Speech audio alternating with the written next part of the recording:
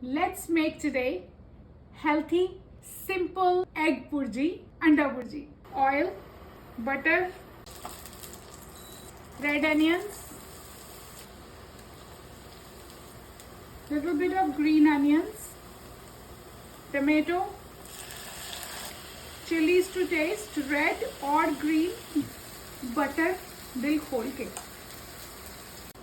salt to taste, red chili powder to taste, turmeric a nice pinch, coriander powder your choice, black pepper, and now time to add our eggs.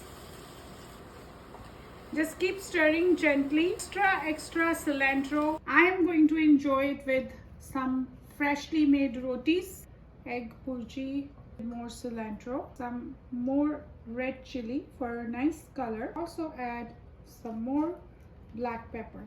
Your egg Bhurji, anda Bhurji with roti. You can serve it with bread, buns, whatever your heart desires. But I am going to enjoy it like this with a steaming cup of tea.